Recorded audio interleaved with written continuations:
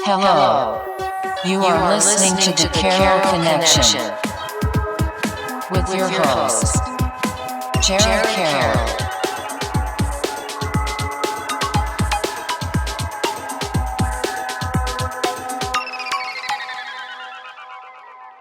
Hey everybody, welcome to the Carroll Connection. I am your host, Jared Carroll, here to bring you guys another great episode. I did want to take a chance to shout out my last episode, episode 150 with Paul Kofi. And on that episode, we talked about his introduction basically into fitness, being a personal trainer, getting into bodybuilding, getting into powerlifting, creating his YouTube channel, and kind of like why he created it and like the content about pretty much the main focus he's kind of like stuck with is documentaries about bodybuilders. It's a great YouTube channel. He takes like about a month or so to like kind of create his content, and he really does like a really great job with that stuff.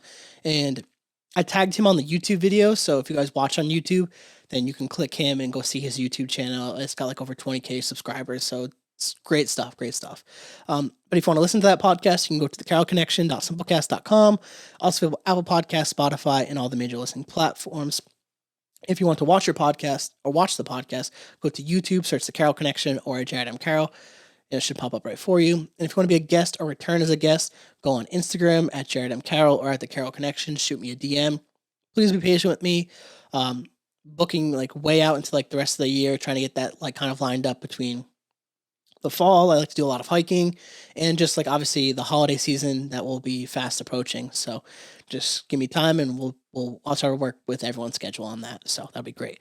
So kind of bringing into today's episode 151 with my buddy Noah.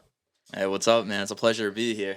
Pronounce your last name for us. Berndt. Berndt. Yep. So Noah Berndt. So you guys can see that. I've kind of stayed away from saying people's last names because like I've been fucking it up over the course of like the 4 years of doing this. So I try not to do it. And I also just forgot to ask, to be honest, how to pronounce it beforehand. But before we start the podcast, I'd like to say, like, ask you at least who you are and kind of what you're doing currently, just like a short little thing so the people can get a feel for you. Yeah, definitely. So I'm from Massachusetts. I'm born in New Bedford, Massachusetts. I lived the last 10 years, more or less, in Somerset.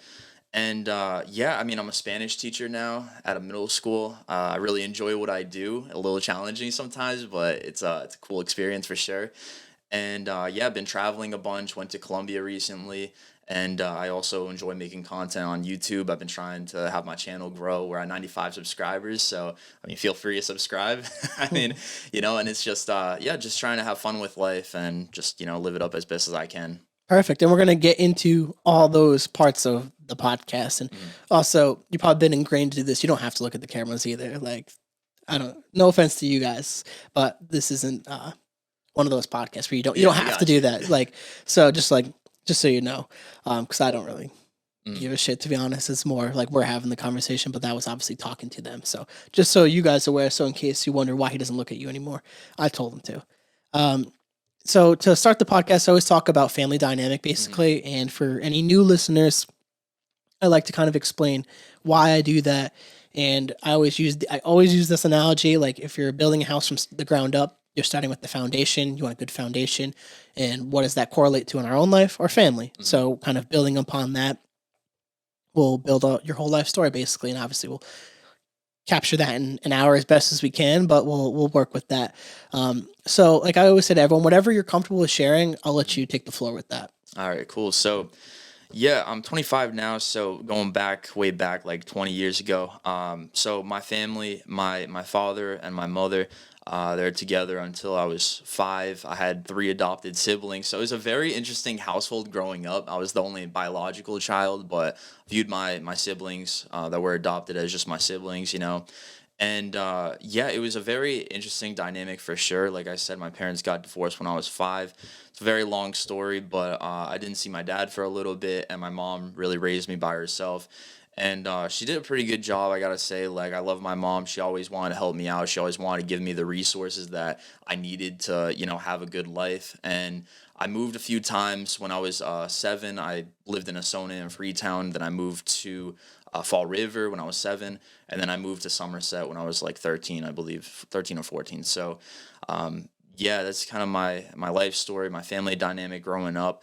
And I think, like, not really seeing my dad for some time, it was definitely tough, but I think having the support that my mom gave me was definitely huge for me as a child, and now me and my dad have a very good relationship nowadays. So it's awesome to kind of see that go together. My dad was originally born in Germany, and then he moved here when he was 20 years old, more or less. So I have family in Germany, and when I was around 13, 14, I got curious. I kind of reached out to them, and we started just, writing, and I eventually went to Germany 3, 4 times, and I'm planning on actually going back in a few months. So I have family there. I don't really have that much family around the area. Like my mom's side is from Michigan. Like I said, my dad's side is from Germany. So it's kind of like an interesting dynamic to be in a state that's like not really close to, either of those two. But definitely had a lot of really good, a lot of good friends that I still have to this day, and they've definitely helped me as well. So I think, I was very lucky though to have a mom that definitely supported me a lot growing up. Yeah, that sounds really great, in that you were able to kind of reconnect with your dad and Mhm. reestablish that relationship going forward. Because obviously things happen, and like you're at a young age where maybe you didn't have the chance to understand obviously Mhm. everything that was happening, and relationships are dynamic, things are tough. So like to be able to kind of rely on your mom to kind of raise you and support you through those Mhm. early crucial years to kind of allow you to become the person you are today. Props to her for creating an environment that was conducive to someone that can succeed in life. Because Mhm. obviously, Jesus Christ, can't speak. The statistics aren't always in the favor of single parent households. So, Mhm. definitely kudos to her for being able to kind of hold down the fort and do what she needed to do to put you guys in the right positions. And I'm actually going to Germany in a few weeks, on like a huge trip with my family, middle of like September and stuff. So we're going for Oktoberfest. So Oh, it's dude, like, that's awesome. I'm yeah, jealous. I've always wanted to go there. I've gone, like I said, I've been there 4 times, never been in October, but hopefully one of these years I'll be able to go. yeah. I was like curious to why it's like the Oktoberfest in Munich. Am I saying? I don't think I'm saying that right. Munich, yeah, Munich, yeah. yeah, is like mid to end September. So I don't know Hmm. why it was called Oktoberfest. I don't know the history on it completely, and that's probably Hmm. something I should catch up to speed before I'm out there. But we're hiring like a tour guide and stuff like that to take us around the surrounding cities and stuff. Like Hmm. we did Ireland last year. I'm actually Irish, so like went to Ireland, and we were there for like 10 days. We got like a van and just like drove to different like towns and cities and like saw a Hmm. bunch of different stuff. And I'm really excited. Hopefully, I got sick. I got COVID last time in Ireland, so hopefully I don't get sick in Germany this time around. So I'm excited for it. But I think it's really explains the last name, to be honest. Like, yeah, Yeah, very definitely. German. So, but that's like really cool. And um, with your siblings, Hmm. are they adopted? Were they from the United States, or were they adopted outside of the United States? Yeah, yeah, they're all from the United States. It's actually kind of interesting because they're all blood siblings, Okay, siblings okay, by yeah. blood. So then my parents just adopted the three of them together. So Where are you the oldest then? no, I'm the youngest actually. Oh, So so they I had you yeah, after the so fact. I wasn't really expected. I kind of just showed up, just showed up to the party uninvited, basically. Yeah, my parents, they were like about 40 when they had me, so a little later on in life, and then my siblings were all 8, 9, and 10 years older than me. So How was that relationship? When did they explain to you early on that you guys weren't like blood related, or was that something that just like happened to like you learned eventually? yeah, I don't really remember like learning about it. I kind of just always thought, oh, they're my siblings, Yeah, like yeah. and I chill with them. I see them around the house, and they're all like really nice to me when I was a kid, and like I didn't have any difficulties with them or anything. And being like the age gap, I think definitely helped. Being like 8, 9, and 10 years, younger than them. I think that definitely helped that dynamic. But yeah, You guys have a close relationship to this day, or I wouldn't say like that close, but yeah, we still stay in contact, all of us. yes? I mean, as you get older, Hmm. life takes into to effect. So obviously, I can understand that as well. Um, Moving along with the conversation as you go through like childhood and stuff, Hmm. what kind of like whether it's sports, hobbies, different things that you did that allowed you to kind of like integrate with other children and like create friendships and stuff like that?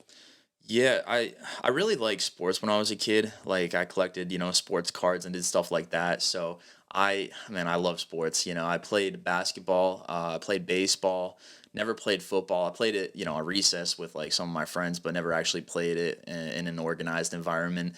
So definitely sports really kept me like intact with people, and I think just being in a school, being surrounded by other people every day, you kind of just had to like talk to people and see what would happen. But yeah, I mean, I didn't really do that many hobbies when I was a kid, to be honest, besides sports. So it was kind of hard actually, like finding out like what I wanted to do long term, and making friends. I think like it was kind of hard at times. I didn't really know, how to kind of approach people. I think like the a friend group that I have today that I'm still like very much in touch with is my friend group from high school, and it's kind of funny because it's like I wasn't really, looking out for them. I wasn't really like trying to find them or anything. It kind of just happened. I think we had like a few science classes together or something, and we just kind of, hit it off. So I think like the lack of kind of like having organized skill or organized activity that I would really participate in when I was younger kind of left me on the outsides a little bit.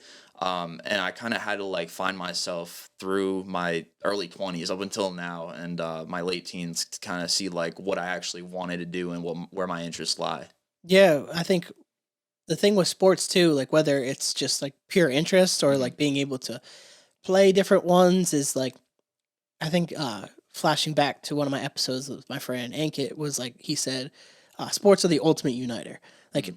it's just one of those things that you could rally behind and like just kind of immerse yourself into the entertainment itself. Because obviously within the entertainment, there's tons of like lessons and like uh, morals that you could take away from it, from your favorite players to your team. Like I think I remember you said you're a Detroit Lions fan, correct? Unfortunately, yeah. I mean, this year it might be a good thing, but in past years it was definitely the opposite of a good thing. Yeah, yeah, and Yeah. I mean, you got Ninja on your side, famous Yeah. gaming streamer. That's how I get like the whole Lions news because I love Hmm. watching him and like he's always him and his brother always talking about the Lions and like them signing this player or whatever. Hmm. And how you feeling about opening day?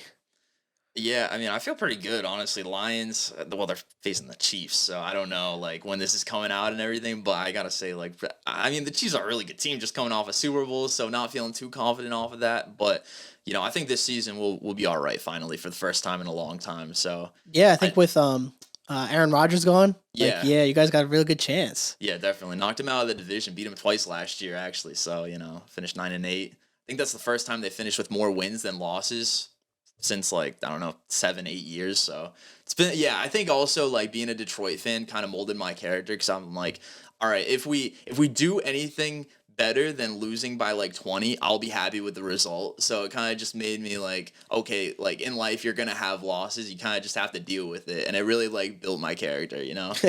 Shout out to the Detroit Lions for Yeah, helping build definitely. characters. Yeah, no, for sure. I bet you were devastated when Calvin Johnson retired after those injuries. Man, He was yeah. still so young too. Like, I know, man. Like that's kind of reminiscent of Barry Sanders just retiring yeah, at 28, 29. Same thing with Calvin Johnson. He retired in his prime, but I had a Calvin Johnson jersey. I fucking loved that dude. Like he was mhm, Megatron man. Like there was no one. Like I'd never seen someone that size play that good and that physical. Obviously, it hurt him in the end, in like the mhm. long run. Especially the fact that they didn't put a fucking team around him for so long, and then finally had Matt Stafford for a little bit, and just kind of never could go anywhere, which is unfortunate that the team just couldn't get over the hump. I know. Did you feel some type of way when Stafford finally won a Super Bowl with the Rams, or were you kind of happy No, for no, him? I was happy for him because realistically, like if he did come back to the Lions last year, like they probably, or 2 years ago, that is, I think like the Lions probably would have finished like 7-9, like 8-8, and like it wouldn't have been any development, and they would have had to trade him for less than what they got him for, so or what they gave away. So I think it would have been a little bit. I don't know. I don't think it would have been a good result if they kept him another few years, and he just would have been upset that he never got a chance to win a Super Bowl. Yeah, that's true. I mean, definitely got Jared Goff, who's decent. He's definitely playing good. I mean, he got the Rams to a Super Bowl, whether people want to say it or not. He Mhm. helped orchestrate that team, and he's been playing good for the Lions. But sorry for the sports fans, for you guys listening. I just had to talk a little bit and get my itch scratched a little bit on that. Kind of a little bit transitioning off of like the childhood and stuff like that. Mhm. You're looking at because you said you kind of got more of your life together in your 20s and stuff like that. Mhm. You're going towards senior year of high school, getting ready to graduate. You're looking at the landscape and everyone's favorite question: are you going to go to college or not? Mhm. What do you do? So I did end up going to college. I actually did not want to go to college at all originally. Like my mom kind of forced me to go, which I mean it ended up actually working out for what I'm doing today pretty well. but it wasn't so much like forcing like you're gonna take full-time courses, you're gonna take 18 credits, 6 classes, like it's gonna be really hard. No, it was like, Mom, I really don't want to do this, but if you want me to do this and you're saying that, this is probably the best way, then I'll go half and half with you. Like I'll work 30 hours, but I also want to only take like 7 credits to start off, which is like 2 classes, then like a class that you only meet like once every other week for like 40 minutes or something. So that's kind of what my mindset was going in, is that I'm just going to do this to kind of like just satisfy the kind of what my mom was trying to tell me to do. And just because I was still living under her roof and I didn't want to like, go against her with that, because she was helping me out a lot. And, she helped me out for the first 18 years of my life big time. So I was like, all right, I'll trust you. I'll go. And it ended up working out pretty well for me. Like I alluded to earlier, I think like, it was definitely tough. I had a lot of challenging moments in college. BCC is where I went the first 2.5 years. I was able to get my degree, my associate's degree, that is. And from there, I knew I wanted to do something. I actually thought originally I wanted to be a teacher. So I ended up going to Bridgewater State with the purpose of becoming a teacher. And after the first semester, I kind of thought, something like, so what I wanted to teach at that point was history. And I was thinking, I could go there and I could potentially try to do this and try to become a teacher. But at that point, COVID still hadn't hit. There was a huge amount of teachers or potential teachers coming into the workforce. There weren't that many that were retiring or planning on retiring. So I had to do, actually, at Bridgewater, my first semester there, I had to do a class which was like an intro to teaching thing, and they had me do 20 observation hours. So I had to go to, I actually went to Raina Middle School. I went there and I really enjoyed it. It was a really nice environment, great school and everything. But, I had some teachers tell me in a very nice way, not like anything rude or anything, but just looking out for my best interest, tell me, if you really want to be a teacher, try becoming certified in something besides history, like go for that history certification, but do something else, because right now there's not that many available jobs in the history field being a teacher right now. And I'm like, all right, and that kind of discouraged me a lot. And I think like just hearing that, it really did mold my next few years, because after that, and after that semester, I decided to go in another direction, because I was thinking, I'm not gonna find a job in history. Like, why will somebody hire me over somebody else that maybe is more knowledgeable in the field or has more experience? So then I was thinking, okay, what am I gonna do? So I knew in business there was a lot of jobs available. As long as you have a degree in business, whether it's management, marketing, accounting, basically anything, like you can kind of transition into other facets of business. So that's kind of what I wanted to do. I was thinking, okay, I don't love the thought of being in business. I don't love the thought of being in a confined 9 to 5 job where I don't have that much liberty, but I need to make money at some point in my life. So that's what I'm going to have to do. So through college, I was actually working at Chipotle. And it was really nice because they had a thing where if you worked, I think it was really low requirement. It was like 15 hours a week, and you stayed there for more than 6 months, and then they would give you money for tuition reimbursement, which it actually ended up being a lot. It was like 10K a year or something like that. Maybe it's down to 5K now. I can't really remember, but I was able to basically pave my way through college with that money, and that helped big time. So stayed at Chipotle during my college career, and then so I was in the business field, and then I ended up graduating with a business degree, but I didn't really love it, for sure. I had an internship, and it was a great place where I worked on that internship, had no complaints. But actually at that point of time, I was trying to learn Spanish, which I told you off the pod. I do know Spanish now, and it took a lot of years. And I really started, like I said, growing up, I didn't really know where I fit in. Like I wasn't that athletic, and I did play sports. I did enjoy it growing up, but like in high school, I didn't really play sports that much. I played my freshman year, and then after that, I stopped playing. So I didn't really know where I fit in the whole thing about life. So I'm trying to figure that out, and I'm like, something, I am really interested by travel. I'm interested in culture. I think maybe that was something that was just ingrained in me.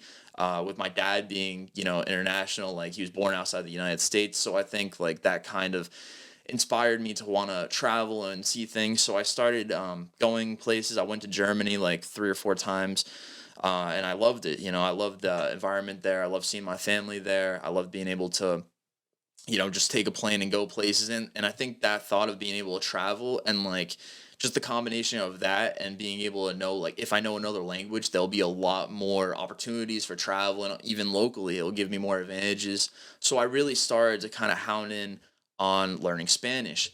And it took a long time. I started actually watching. I watched Full House in Spanish, dubbed over, and that was the first show that I really watched in Spanish. Not the typical one that people probably watch when they're trying to learn a new language or whatever. But that was just something I wanted to do for fun, so it didn't feel like work. And I did that for about a year. I watched something in Spanish every day for at least 30 minutes a day, more than the majority of the times. It's probably like an hour or an hour and a half that I would do that, and then I would study some of the grammar and try to learn words and stuff like that. And I started learning through an app called Hello Talk, which is actually kind of funny because it gave me the opportunity to meet people, talk to people from different cultures, which was really interesting for me. They would be learning English, I'd be learning Spanish, and I would learn more about their culture. They'd learn more about the United States. And I actually ended up the first day I used that app. It's a crazy story. I ended up actually meeting my wife, which is it's still just crazy thinking about how all this happened over the last few years. And but we'll get into that in a second. We'll go more into that. But in terms of like a job and college and all that, going back to your original question, for me, so yeah, I did end up graduating with a business degree, but because there's such a lack of teachers now in Massachusetts, and the combination of my passion with learning Spanish, I want to be able to help people learn Spanish because there's a lot of opportunities in travel and business and whatever you want to do with learning other languages. So I want to help people with that. So I thought, okay, I want to be a Spanish teacher. So my first opportunity with teaching was doing substitute work. I worked at my old high school, and I loved it. Like every single second I was there, I enjoyed it. I mean, I had some bad days, but in every job, you have bad days. But if you have more good days than bad days, and the good days definitely outweigh the bad, then I think that's an indicator of where you're supposed to be in life. So definitely after being there a few months, I told myself I need to get a full-time job teaching Spanish somewhere for the next school year. And that's kind of what happened. That's where I'm at now. So, Yeah, it sounds like it's going really well for you, and I'm glad that you mhm, were able to kind of. I know it probably sucked at the time to kind of go through that little bit of turmoil mhm, and trying to figure out what you want to do with the rest of your life. Like, I mean, that's not an easy thing. I think mhm, all of us are always going to still try to be wondering, like, am I doing the right thing? Am I supposed to be here? Am I in the right place, doing the right thing? And being able to kind of like come to that realization of maybe if I start learning this language, mhm. that I could provide opportunities not only for myself but for other people to experience something that they might like and teach.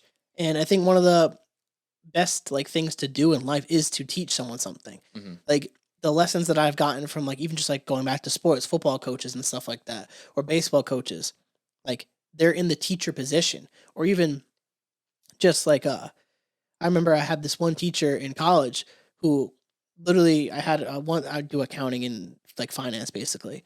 And he was one of like my early professors, and my mentor at the time, or advisor basically, was barely an advisor, just would sign papers if you need it, like just non-existent.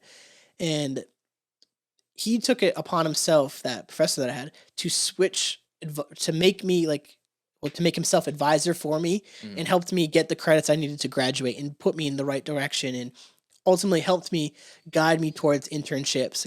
Got the internship and obviously led me down the path that I went to, but taught me a lot of like life lessons about just like having the importance of someone that you could look up to and trust, and having that mentor and guide you into that place. So being in a position to teach, I think you're going to impact a lot of people, especially at that youth level. And it obviously led to something really great. And I kind of want you to go into kind of just like the app and using the app, and then obviously meeting your wife and how that's kind of built upon itself. Yeah, so it's actually a really crazy story. Just the when I look back to how everything happened, it's like a universe, God, whatever you believe in. It's like this was literally like it had to be some kind of divine thing that happened because I remember. So I got home from Chipotle actually one day. It was like 4 p.m. I was super tired, and I ended up going to sleep like early that night. I woke up. It was probably like 11:30 p.m. or something, and I'm like, okay, well, it's still kind of early, and I don't really know what else to do. I don't really want to sleep right now, so I'm just gonna go on YouTube. So I ended up going on YouTube. And I, like, keep in mind, I was already asleep up until this point, so the fact I woke up is immaculate, just based on everything that happened. And I basically, I went down a rabbit hole of just how to learn languages quicker and everything. And there was one guy who he was talking about this app called Hello Talk, and it was like at the end of his video. It was like at the very end. It was like a 15-minute video, and it was like the last 2 minutes he was talking about it. And I'm like, wow, that actually sounds really interesting. It's free, and I'm like, man, I need the experience speaking to people because I felt like I was starting to be able to develop ears where I could hear the language and understand it, but like I couldn't really speak it that well still. So I'm like, all right, this could really help my Spanish. So I go on the app and it's kind of like a Facebook almost for like language learners. So there's like you can post things, people can comment on it. And I think I just posted something like really general cuz I'm like I don't know if anybody's going to want to talk to me or whatever, but I just posted something like, "Oh, these are the TV shows I like. I like this movie, what kind of TV shows do you like?" or some stupid thing like that. And then a few people ended up commenting on it. A few people messaged me, and I just started having, random conversations with people in Spanish or in English, them trying to learn the English language better. So then the first day, one of the first people I talked to was actually going to be my future wife, believe it or not. And yeah, we just we hit it off, talked for probably like an hour that night, just like random stuff about life, trying to get to know her and, just practice the language. I wasn't thinking about a relationship or anything at that time. And that actually goes against literally every community guideline there is for that application, but is what it is. Sometimes the end justifies the means, right? So then after I don't know, maybe a month of like just writing messages to her like literally every day, and she would respond and like we just really were hitting it off. And we started to do video calls, and we did video calls like every day for hours and hours and hours a day, probably like 3 4 hours a day. And we started to really get to know each other like on a really personal level. And then I don't really remember how it switched over to being flirty. I think she might have said something, maybe I said something. I don't really remember, but then we just started kind of, getting a little more like flirty and whatnot. And then she, after a while, we started a relationship. We kind of agreed to it. And this was back in like, when was this? I don't want to get this wrong. This was January of 2021, I believe, when we officially started the relationship. So, she invited me to go out to Colombia, but because I had the tuition reimbursement money that I had to really get to, be at finish college and everything, I had to stay at Chipotle for another like 6 months or something, so I would not have the time to be able to go there and then go back. So I talked to her about possibly going in like June or July, and she was like, "Yeah, that would be great actually." So she never really knew that I was gonna be like crazy enough to actually like book the flight and everything. And I think she kind of thought this was going to be something where it wasn't going to last that long, and it was just going to be like a fun little thing, and then we are going to move on with our lives. But I told her, no, like I'm down with this. Like I'm going to go there. I'll go there for 3 weeks, see how it is and everything. So I ended up going in July of 2021. I ended up visiting Colombia for the first time. I was there for 3 weeks. I loved it. Loved everything about it. The environment was incredible. Had a great time with her. And yeah, it's just really funny because I had a lot of friends just tell me beforehand, like, be careful, you don't know her, like maybe she has other intentions, maybe the situation isn't how you think it is. And it definitely did get to me, and I did have some thoughts like this could end very badly for myself, but it's just something like I felt like I had to do, and I felt like I built a base good enough with her where she could not lie about certain things because I would be able to know if she was lying. And we ended up, I ended up taking that leap of faith. We ended up meeting, and like I said, it was a great time there. And after being there for those 3 weeks, I definitely wanted to go back, but I had to finish up a few classes in the September to December months. Had to do that, had to make money. So I stayed in the States for that time period, and then I thought, all right, something, I can take some online classes in January, and I could have the opportunity with what I have in my bank account saved up right now from work to be able to go there and to spend a few months there potentially and be able to see if this thing's really going to work out. So that's what we ended up doing. We went there, and because of our religious beliefs and because of our families and stuff like that, we decided after a few more months of me being there to get married and go ahead with that. And a lot of people might think that was rushed, but I think like we they weren't there for all those calls. You know what I mean? They weren't there for all the stuff we talked about, and really being able to get to know ourselves at that base. And I think that was very important for our relationship. And it's funny because that moment discovering Hello Talk, the precursor to that was wanting to learn Spanish, and or I should say the precursor to that was finding the video. The precursor to that was wanting to learn Spanish, and then I see how everything over the past few years has really built like one thing on top of the next, and like it went from a desire to learn Spanish, being able to get to a pretty fluent level, being able to meet somebody who is now my wife, my significant other, being able to find a job doing what I love doing, teaching Spanish. Like all of this happened in a very short amount of time, which is like just crazy to see where life takes you sometimes.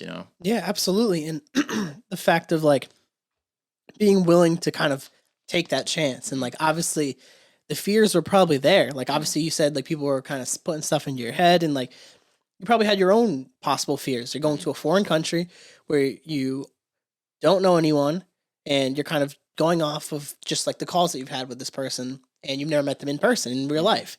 Like obviously any rational person is going to have a little bit of like Yeah. fear of doing that. And I can imagine even on her end, like she's going to have a little bit of fear that a stranger essentially, like obviously not stranger, but like someone she's never met in like real everyday life is coming to meet her for the very first time Right. in person.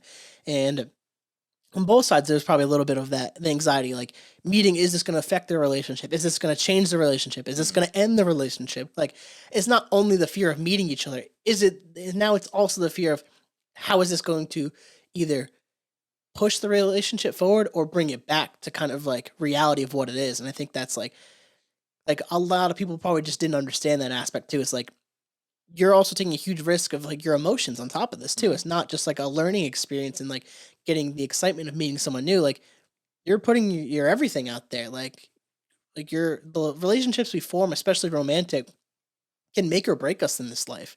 So to kind of like to risk and put your heart out there for someone is very honorable to do that and like pursue that and be like, no, like this is something that I want and I'm gonna do this. And then I bet those 3 weeks were probably magical and like probably felt amazing, and it Mhm. kind of probably validated the decision to go. I would assume. Oh yeah, definitely. And like she had to take a bus. I think it was like 5 hours from where she lived to be able to get to the meeting spot, the airport, and everything. And then we stayed there in Cartagena for a few days in Colombia, and it's like it was all like so wild. Like even her parents were like, "You sure you guys aren't moving too quick?" Like, there was definitely a lot of things that kind of raised during that whole process. But I think like looking back on it, I mean, I still think it was the best decision I ever made, and it did. Even though there was definitely some trying moments, not just in our relationship, but just in general, just with the whole logistics. Like she can't come here on a travel visa right now because it's like 3 years backlog. They're trying to go through other cases and trying to approve other travel related visas right now. So she couldn't come here. The only way was for me to go there. And then, not really knowing that much about the country and being able to just go there and to a completely different culture. I mean, it was definitely wild, but it was like definitely something I would never like take back for anything. Like the way things have worked out has been great. I mean, it's definitely very trying when when you have people when you have a person that like you love and you really care about, but there's obstacles for you guys to be together in your everyday life. Like it is very hard. So again, going back to that, like I just decided in January that I was gonna go there, December actually, that I was gonna go there for until at least March of 2022. I did not actually book a return ticket originally. I ended up booking that when I was there, because I thought about it and I was like, I really do need to. Now I have the relationship side of things kind of covered. And we know like we're gonna be together. Everything's going good here. but I need to have some kind of direction, because in that moment I still didn't know that I was going to be a Spanish teacher. I still didn't know where my head was at with pursuing a goal long term, like what I really wanted to do. So the thought of, YouTube came to mind. I was like, oh, I'm gonna start off like speaking Spanish, and it'll be cool because I'll have videos on there, where I'm speaking Spanish, and I'm just like this white kid from like Massachusetts, and I'm in Colombia, and it'll catch on. And I mean, it's tough building something up from scratch, so it didn't catch on like as quickly as I wanted and everything. And I mean, I also needed a career. I needed some kind of money, so I ended up coming back to the United States to be able to make some money for a few months before going back out there again. So I came back to the United States. I worked at Chipotle again for 2 months, like literally every day working, saving up money, not spending like almost anything so I could go back there. I ended up going back in May of 2022. Yeah. Wow, that sounds a lot more recent than what it really was. But yeah, May of 2022. I stayed there for another like 3, 4 months. I ended up coming back August, I believe, like mid-August, if I'm not mistaken. And then so at that point, I say all that just to say, like, I was still very confused with what I wanted to do long term in life. And it was a very trying time. I went through a lot of different things, like Amazon. I worked with a dispatch, so I was delivering packages with Amazon for a few weeks, but I still had 2 classes I had to finish, going back to the education piece. And I really needed that to be able to maybe pursue a job online, or to be able to, I don't know, just a whole bunch of opportunities you need a degree for. So I was like, okay, I definitely have to prioritize these 2 classes. They want me to work 40 plus hours a week, which I would love doing if I didn't have these 2 classes, but I can't guarantee I'm going to have the time to focus it on the classes and also be able to work 40 hours a week. So I kind of had to make that decision where getting my education and finalizing that was more important than working at Amazon making decent money. But I had to do something a little bit where I was maybe gonna have a pay cut, but do something where it would complement what I was doing outside of work, which was school.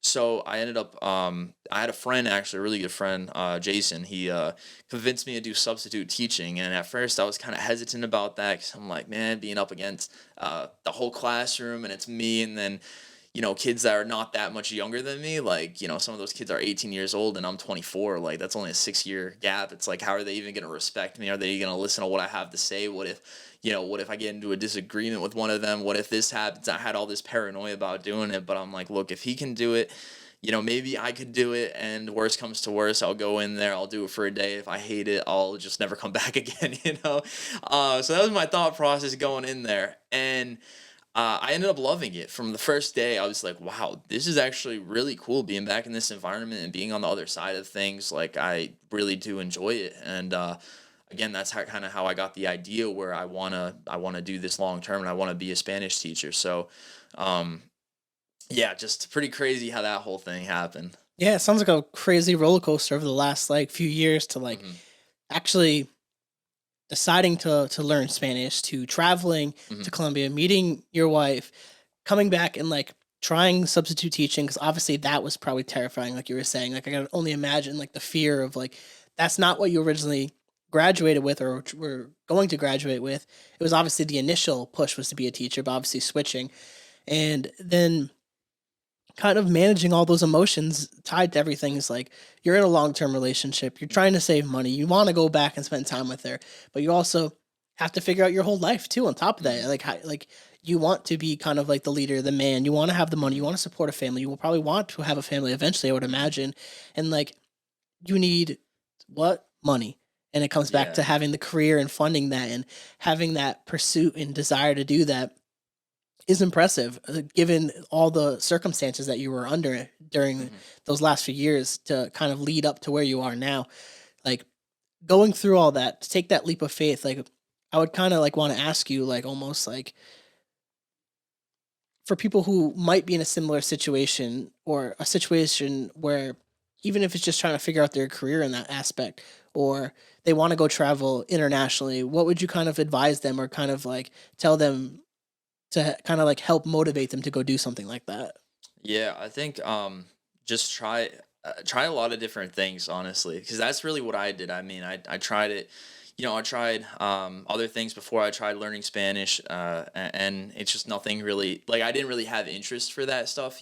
So I think being able to find something that you're like genuinely passionate about and then being able to find something that's like a source of funding for your passion, I think is huge. Because like it's one thing to be able to pursue your dreams, and I think like everybody should pursue their dreams, but at the same time it's like, unfortunately in life it's not just all, roses and unicorns and stuff. Like there's this thing called money that you need for a lot of things. If you want to travel, you have to have money. If you want to I don't know, if you want to eat, you have to have money. You know what I mean? Like there's all this stuff that you need money for. So I think being able to find something where you can have funding and kind of view that as a sacrifice. Like there's always going to be sacrifices you have to make to be able to, really pursue what you want to do. And I think right now, like I really do enjoy teaching, and I see myself doing that for the foreseeable future. But maybe in the future, maybe I'll want to do something else. Maybe I'll want to do YouTube full time. Maybe I'll want to travel full time, but to be able to get to that,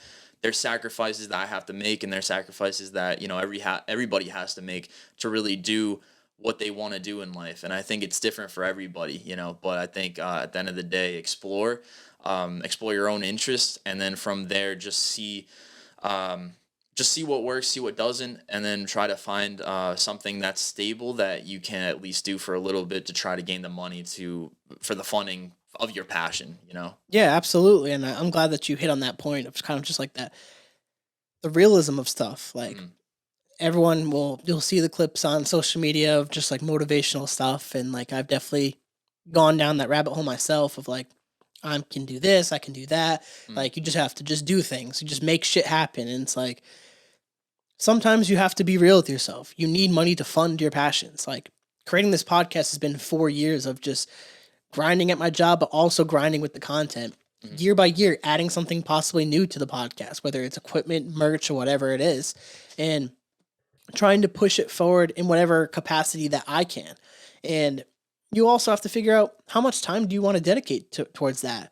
Like, this passion does give me a lot of purpose and it makes me happy, but I also enjoy a lot of other things like hiking and spending time with my girlfriend and doing things outside of just work and podcast. Like, you have to find what works for you in the balance of things. Like, obviously there's a balance to everything. And I think for me, what it's been over the last several years is trying to figure out what works for me. Like you said, it's going to be different for everyone. And I think that's like an important thing to say, but I think it's also important on the other side is like doing what we're doing, explaining why we do what we do and how we do what we do, because there's always going to be that one person that might take a piece of this conversation and apply it to their own life. And I think that was always like the main driving force of the podcast was like, you can impact just one person just by saying or telling your story from your point of view. And that's always been the driving force is like, I don't know how many different people have probably listened to me have a conversation with someone just by starting a podcast. Like, I never knew the possible reach that I could have with this. Like, you just really never know who you could impact just by starting something.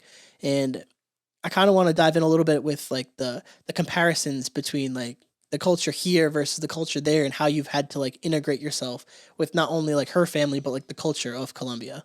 Yeah, man, that's a loaded question. I think, yeah, it is very different. Like, I'm not gonna, sugarcoat things and say like Colombia is 100% like safe country. Like, there are, some maybe precautions you have to take to be there. I think definitely speaking Spanish and being able to like have somebody by my side that like knows how to, live in Colombia, I think that definitely is a huge advantage that I have.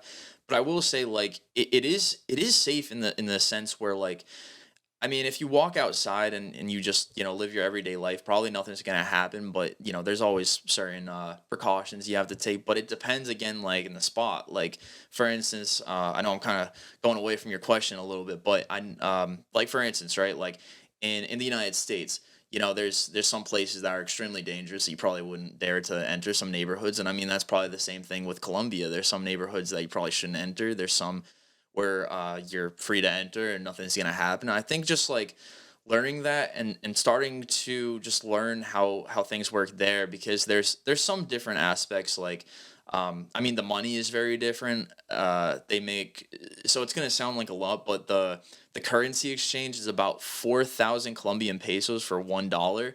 But the way that works is like it's not like you would think like, oh, okay, I can go rent out 3 apartments with $1. No, it's not like that. It's like there, for instance, like milk is maybe like 2,000 pesos or something. So everything there like is for an American, at least from an American point of view, yes, it is definitely cheaper than America. Just about everything. I mean, like apartments renting there is very doable. Like you can find apartments as low as like $200 a month, like after utilities and all that stuff, like maybe 250. So I mean, I did like that aspect of it. I think one thing for myself, and this isn't going to be something that like everybody will feel equally about, but I think like the weather there, I'm not like that big of a fan of it, which is kind of controversial to say because a lot of people would actually go there and be like, oh, the best part about Colombia is the weather.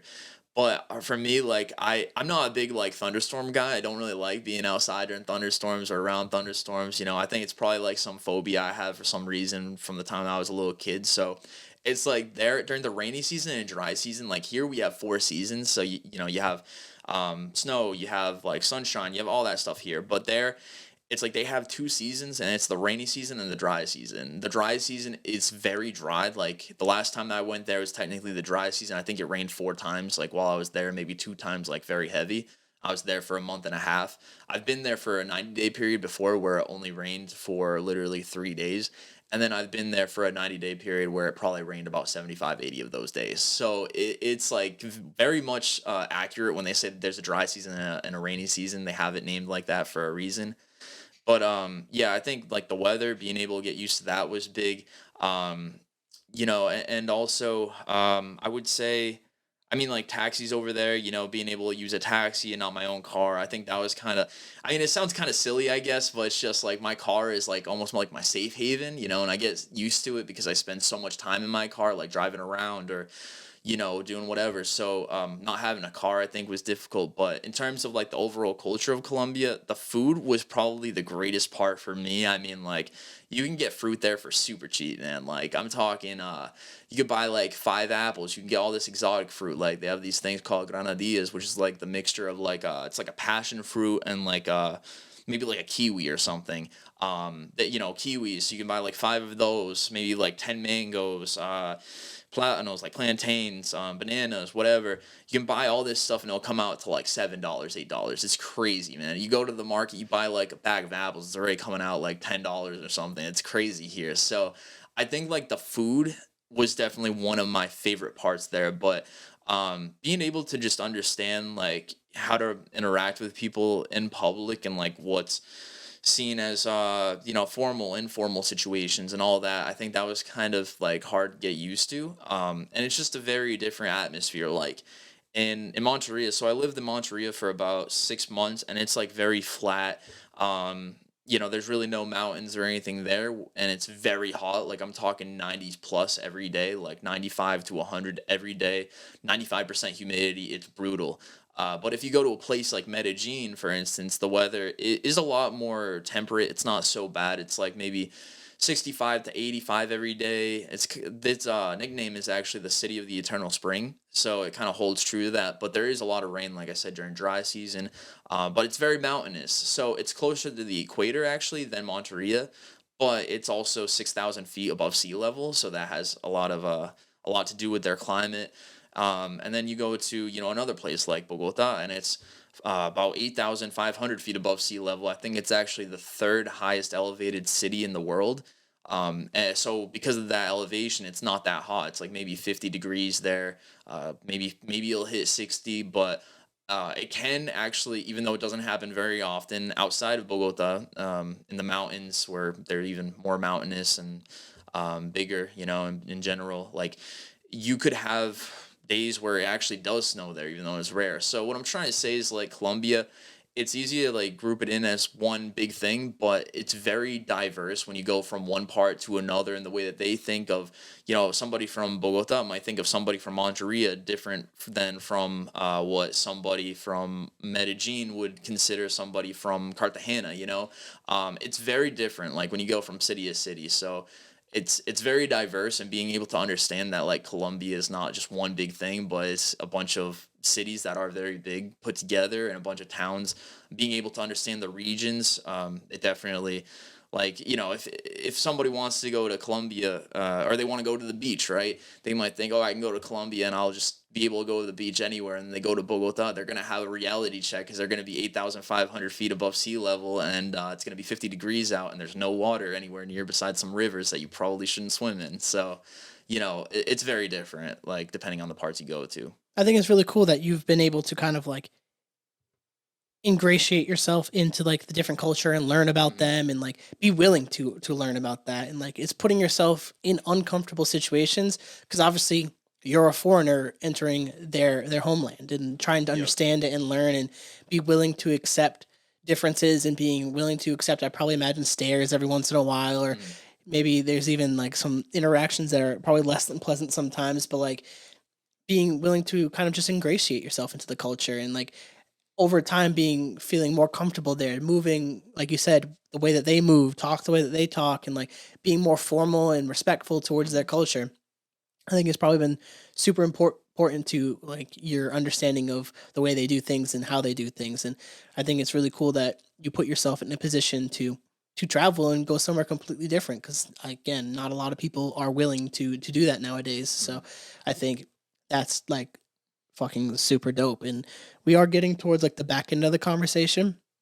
So I do want to kind of wrap things up, and I kind of want to talk a little bit about like the future of like your content and the future of like where you kind of see like integrating the kind of like the teaching of Spanish. Like how do you see those two working? Do you ever see those two integrating at some point? Like what's your vision for these two things? Yeah, I mean, right now, I guess, like with my channel in general, I'm kind of doing like a trial and error thing right now. I'm trying to really focus on what I enjoy doing, but at the same time, just trying a bunch of different things. Like I put out some like animal fun fact like shorts the other day, and they've been doing pretty well. So like I want to grow my audience on YouTube for sure, but I'm kind of just in a trial and error thing right now. But I really want to travel and be able to really explore different cultures, different places. Like next summer, I want to go to Europe. Actually, I have this huge trip planned where I want to go to like 5 or 6 different countries and really explore. But again, like I said earlier, you need the money to do that. So being a teacher, I'm put in a very fortunate position where I do have the summers off to be able to do that, which I do definitely enjoy big time. So to be able to, work hard on teaching and stuff like that during the school year and make sure I'm prioritizing that. But then secondary, being able to see my YouTube channel grow, putting out Colombia videos.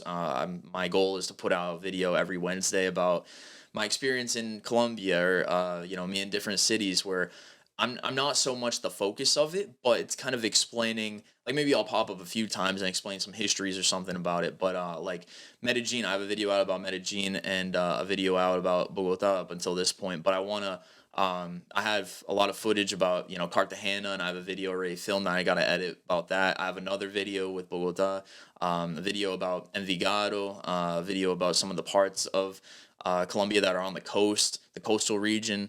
So just, putting out content with traveling is big to me. And I want to also explore more of Massachusetts and the New England region and be able to see local tourism, because there's a lot of things to do around here, which I think get overlooked. Like you said, you're a big hiker. You like going on hikes around here. There's a lot of really nice paths around here, the Berkshires aren't that far away, maybe like a 3-hour drive, but there's a lot of stuff to do locally around here. So I definitely want to travel around here, Europe, and focus on putting that part out on my YouTube channel and be able to kind of show like where I've been and just kind of see what happens with it, take it one day at a time. And I think another big thing, going back to what you said about like, what would you say to somebody else that's like exploring their goal? And I think like just being able, even if you're like not feeling it that day, being able to just say, I'm going to do 10 minutes of this in with my day, even if it's something that's not very significant, or you might not think it's significant. Maybe you'll do those 10 minutes and that'll be that, and that'll be your day. Or maybe you'll start it for 10 minutes and then you'll get into a groove, and an hour and a half later, you're like, wow, I just completed a big part of a project that I had to get done or something. So I think being able to just remember like every day, like we're not promised tomorrow, and like really focus on what you can do today to be productive and to put yourself forward in a better position for tomorrow. I think that's also pretty huge. So that's what I'm trying to do in my own life too right now. Just, think about what I have to get done today and this coming week and try to just execute that the best that I can. Yeah, absolutely. I think that's a great way to probably wrap up the podcast. I'm not going to ask you the last question because that it'd be kind of a redundant answer to unless you have something additional you'd build off of that for the passion question. I don't think asking you that question would Mhm. uh, do much. I think it'd be probably similar advice for someone who wants to pursue their passion. For Right. you guys who listen to the podcast, that's how I usually wrap up the podcast. But I think that would suffice to answer that. Mhm. Basically, is kind of like, and it even goes back to what you said about learning the language. Like you forced yourself to watch shows in Spanish and try to ingratiate yourself into the language, into the culture a little bit. And over time, you learned, and even what you said with like kind of your life the last few years, everything builds on top of each other. Mhm. Like you won't. It's very rare in this life. I guess less. It's more rare or less rare now with social media, but it's still very rare to go 0 to 100. Like Yeah. most of us are not going to be internet famous in 2 days unless you probably did something fucking stupid.